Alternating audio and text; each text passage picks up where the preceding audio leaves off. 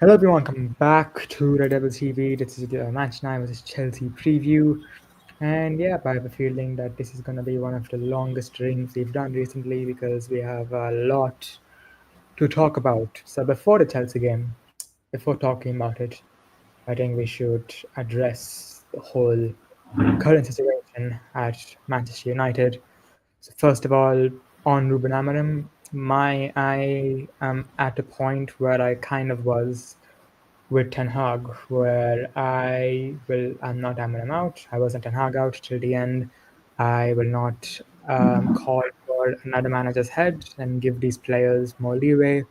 However, he is doing things which will ultimately sack himself, and there's nothing which we can really do to prevent that. The only person who can prevent that is him. So, yeah, I mean, what are your thoughts What on the hell? Sorry. Ruben Amorim right now? Uh, yeah, even I don't want him to be get sacked, but I mean, I don't know. I guess I don't know. I don't want him to get sacked, but I guess he also doesn't want to be in this shit show. I mean, He also I think I wouldn't like, I wouldn't say he doesn't want to be here, but I get what you mean. He has a lot, like, when you look at his press conferences, there's so many quotes where he talks about his future. Like after the Grimsby game, he pretty much said the players threw me under the bus. And then before the Burnley game, he was like, no, no, no, no, sometimes I get emotional or something like that. And then I think against Man City, he said that if you want to change, if you want change, then you have to change the man. He keeps on talking about his future like he's not going to be here, and he's showing a real lack of belief right now. He's not showing inspiration, and I feel like yeah, I mean, this is someone. I think one weakness of Amram is he's very emotional, and I think he shows his emotions too much in press conferences. My opinion. but I still think, come on, man. And I guess in that City game, come on, how n number of times he's playing Bruno at 8, and he's at Yeah. 10, and look at the first goal we conceded. Every goal we conceded, like also, and also I'm really like after the City game, like okay, I get it. He was Man City's replacement for Pep Guardiola, Ruben Amorim. I get it, but I don't think we can't play in the system. We can't. But I think for me, it's not an issue of the system. For me, it's an issue of the midfield. It's literally only the midfield. I think if you put Baliba and maybe Wharton or Stiller in the midfield, I think this team 70 actually, million. We need a yeah, midfield, yeah, and we we need, signed Sesko. yeah, I think that's ultimately an issue, and I blame Ineos on that a lot. But if you look back, Amarim wanted to keep Bruno, and Amarim's choosing to play Bruno in the midfield. So that's also on him. You So have to call. What do you think of Collier? Like he's a CDM, I don't think he's the answer. I don't think he's a bad player, but I think that would not way past. experienced. Yeah, it's not experience. I heard Nicky Butt say made a very good point. He said that if the class of '92 team came through in this current setup, no one would hear of them because they had No senior one what? players. No one would know about them. No one they wouldn't turn into the players they turned into because no one because one of the big reasons they became the players they were is because of the guidance they got from the senior players because of the leadership which they saw from the senior players. In this current setup, the class of '92 would fail. That's pretty much what Nicky Butt said, and yeah, I completely And agree with him. class of look at players we had. Look at the players we had in class of '92. Look at the players we had. Neville brothers, Ryan Giggs, David Beckham, Nicky Butt, Eric Cantona, Paul Scholes. We had these type of players, and also and Chris Casper. Chris Casper also. I forgot, Chris Casper, right? If I'm not wrong, class of I '92. He think was, I guess, part of the class of '92 squad. The problem is, see, okay, I'm making a list where only these players I would love to. Okay, I'm not including academy players over here or homegrown players. I'm selecting only first team players. Okay, so goalkeeper, Lamons, only Lamons, because yeah, we haven't seen of him, but still. yeah.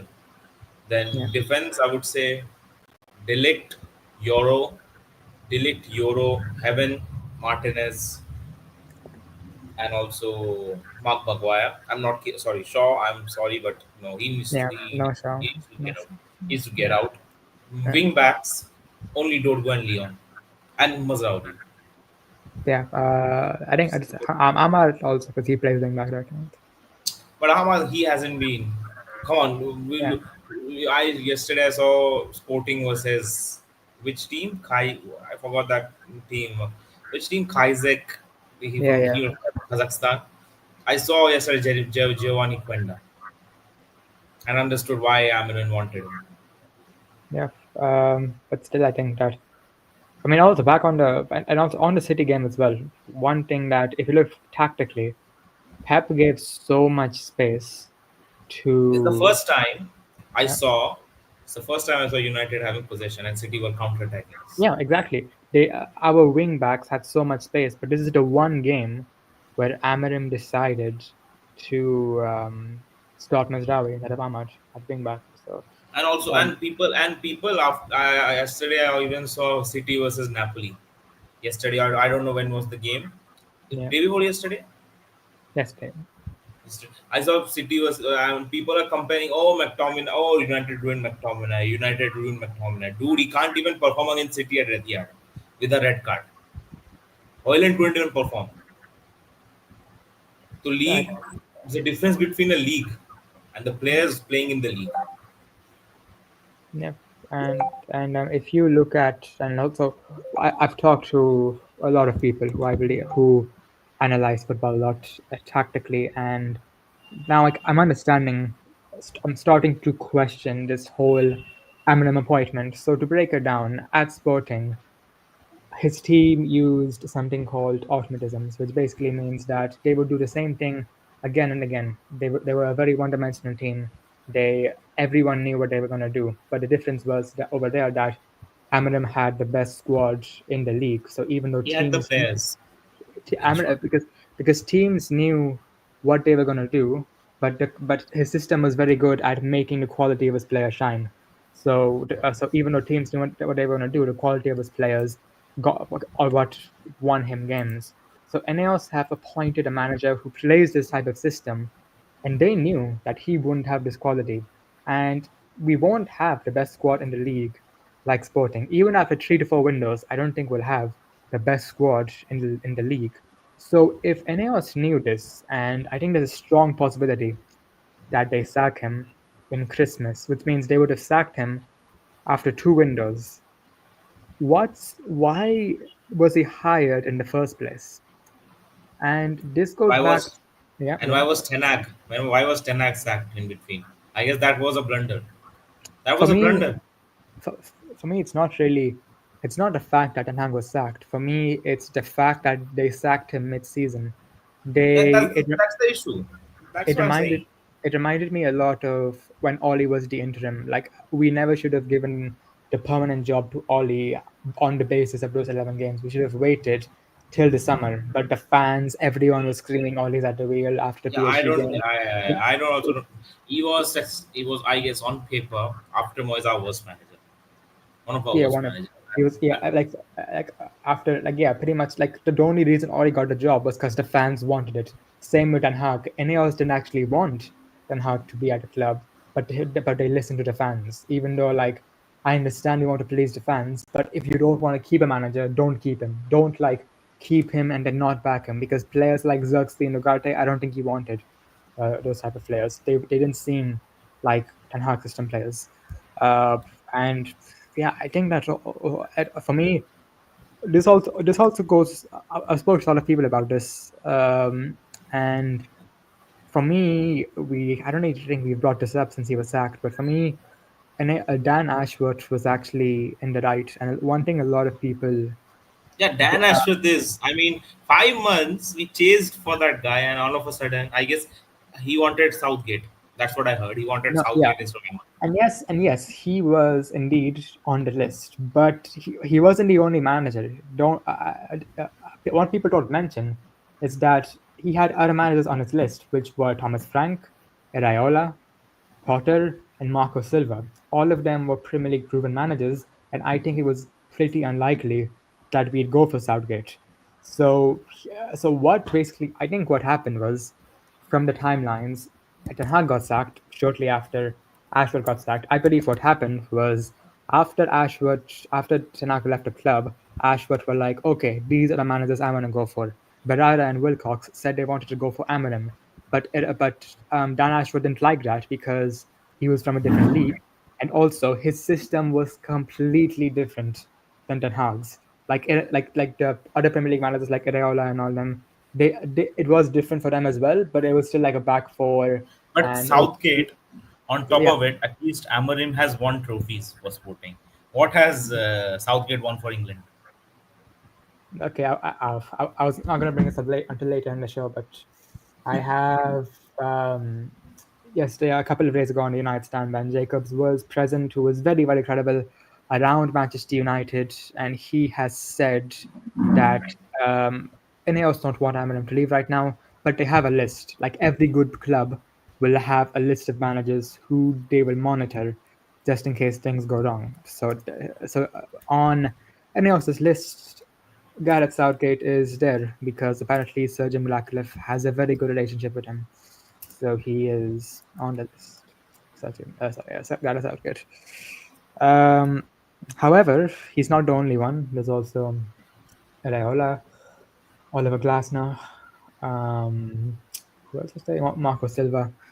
These names are there as well, but Southgate could be is on the list, and Sir Jim Ratcliffe really likes him. So And also, if you have heard the record of, Amorim has got total like 30 in 31 Premier League games. Amorim has only got 7 to 8 league wins and eight 16 defeats.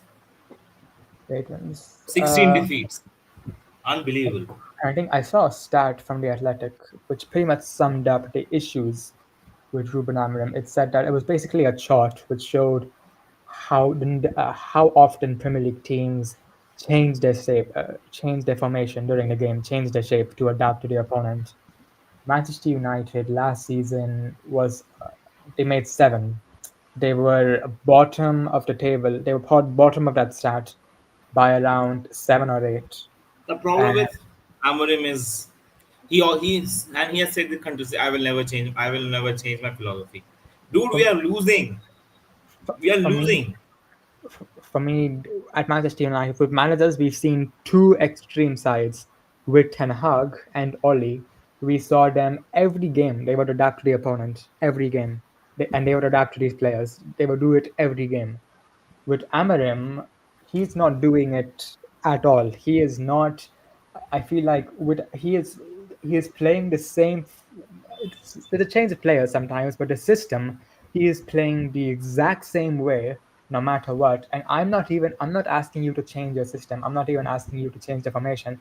I'm just asking you to make some small tweaks, like put Bruno at a number 10, put Minor Nagate in midfield. That's all. Like that's literally all I'm asking for. But I think again we can talk about the Chelsea game now. I think I play Bruno in the pivot tomorrow. I don't think it change. I think I play in pivot He will again. not change, bro. And he has got. I guess I've heard 3 games. He has got to save his job. This is what I've No, heard. no, from what I've heard, Ben Jacobs has said that if okay, and this is actually I forgot to mention this as well. NAO's believe that this squad is good enough for Champions League football, minimum Europa I'm League leaving. football. Why? Oh my god, Champions League, dude. We can't even Champions League, dude. We can't even compete with relegation team. We can't even compete against Grimsby Town, and we will challenge. Oh, challenge. Oh, oh. सपना देख रहे हो. Oh my god. Oh my god. So what they've said is that by Christmas, Wait, I'll be back. yeah, sorry, uh, if by Christmas Man United are out of the race for Champions League football and Europa League football, then yes, Amorim will be in big danger by that time. But I think till Christmas, Amorim will get some backing. But the thing is, I don't even know because the thing I want to back Amram. I really do. But at the end of the day, this is a results-based business. See, entirely, it's not his fault, but he Yeah, has to take some blame of. he He has will. to, of course. He's saying, I will not change my philosophy." But dude, stop playing Bruno at 8. Yeah, that's all I'm asking for. Like, you don't have to change. Don't go to a back four. Fine. Don't change your formation. Fine. Just stop shoehorning Bruno in the pivot. And yeah, like the thing is, even if it fails, I'll be okay with it because even if he plays Bruno tomorrow at 10, and he Mino Nagata in a pivot, and we still get smashed by Chelsea, I'm okay with that because he at least tried to change, but then I can say that Ineos failed him. But he's not even trying to change. I guess, like after the City game only, I guess majority of fans are saying no, this match is not good, bro. The problem, bro, I am not getting it. I saw one MFC, right. I saw one MFC after the Yeah. derby. He said due to, okay, I agree it's due to Robert Avalanche stubbornness. Because see, he's when you say these things, I will never change my philosophy. Is when you are winning these when you're winning these type of games, when you are beating teams, but you're losing continuously. You're losing continuously. You're getting thrashed. Grimsby Town. What was that? What was that game? I mean, okay, it's okay. New signing Sesko. He started first game, but still, I don't think so any player played well except of Mbomo. He's been our only best player. And And I look and 200 million. How many we spent? How much we spent this summer? over 200 million. 200 million for development. No, 200 million gone for bullshit. 200 million down the drain. Bullshit. 70 million we were getting Baliba. We were getting Hoymund. We could have got Homund, a sporting Yeah, CP player. We yeah. could have got him also. But no, they. I don't know. Like, I don't know if I guess if Hoyland stayed, he would have been a better player this season. I mean, he was more experienced. I go Sesco is a new player. It will take time for For him me, to settle in the Premier League. for me, it's I've seen. I like Holland a lot, but I think I do believe Sesko is a better striker. But if you don't play to your striker, there's no point. Yeah. And how good they are. So that's ultimately the issue. And also, you mentioned the attack, the 200 million. Ultimately, we bought three very good players. Yes, for the attack, but who's giving them the balls in the final third? Who's passing to them? Who's Firstly, yeah, see players I want to stay. yeah, Players currently, except new signings. Okay, Mbuemo, Sesco, and Cunha, yeah. and sell Lemons, Lamen. Sorry, sorry, Lamens. Keep them aside. Okay. Uh, Defense I already said. Okay, wing backs already said. Midfield only I would say only Mainu, Collier, and Ugarte. Yeah. No, Not even Bruno. for me, Ugarte is a doubt. I'm not sure about Ugarte. I'm by Yeah, 50-50. Ugarte also. I'm very unsure about Ugarte as well. And yeah, the thing is, I actually think that if Ineos just get two good midfielders, I actually think this team will do very well because there's some very good players there. Like we have some very good players there. It's just that games are won and lost in the midfield. You can't have a crap midfield.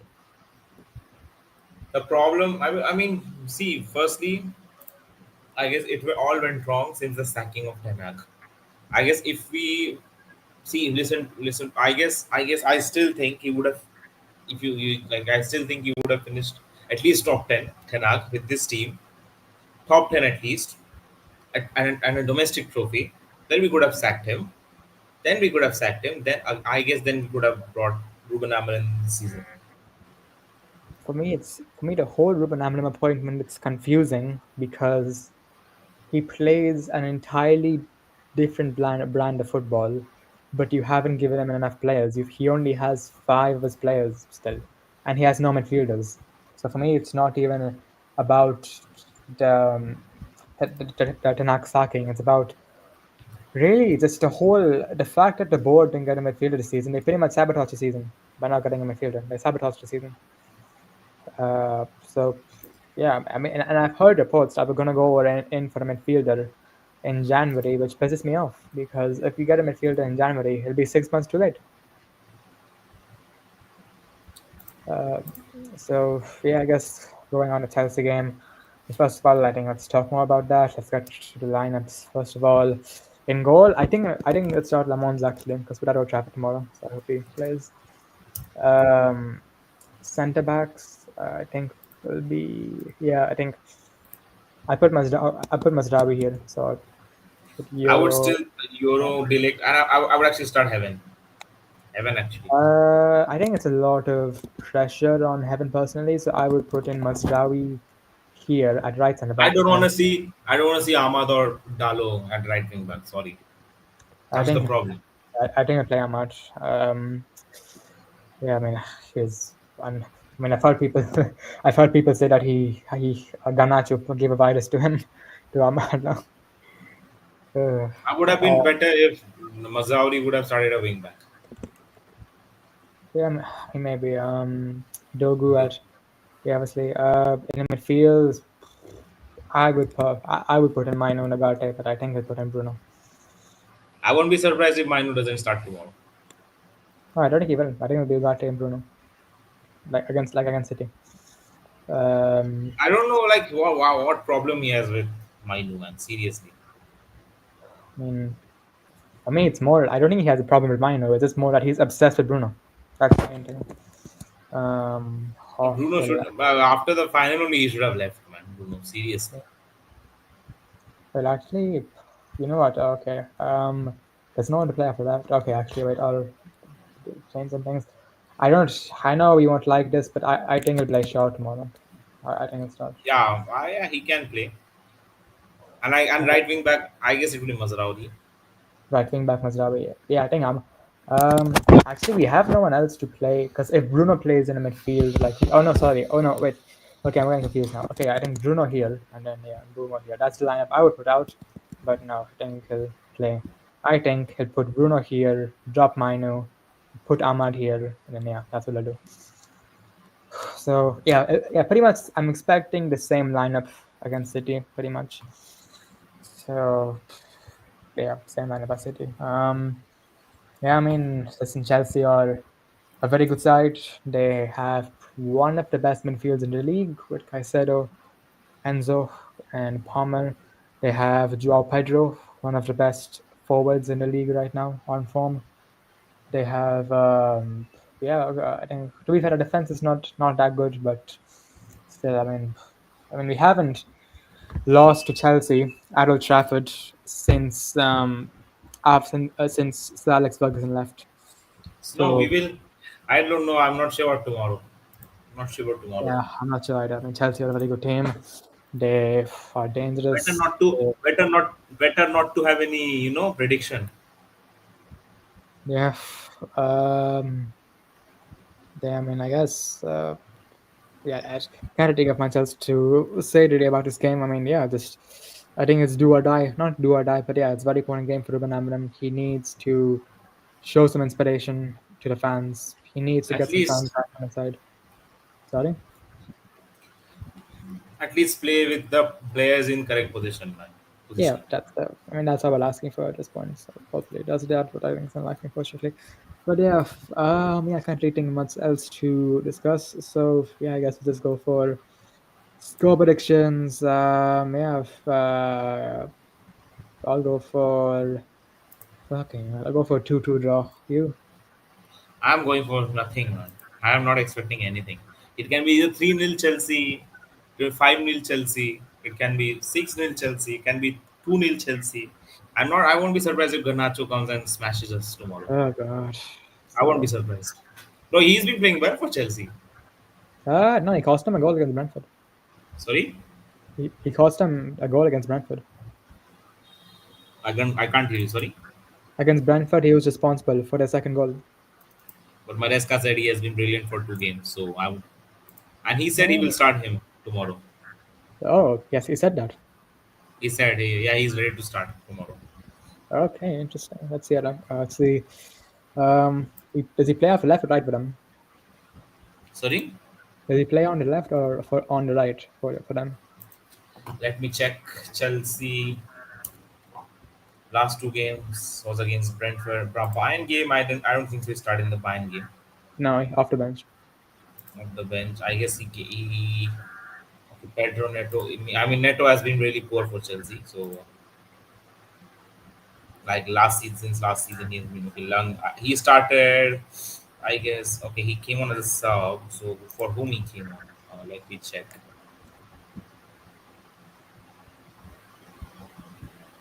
Moises Caicedo. He came Fine. for okay. He came in for Joao Pedro against Brentford.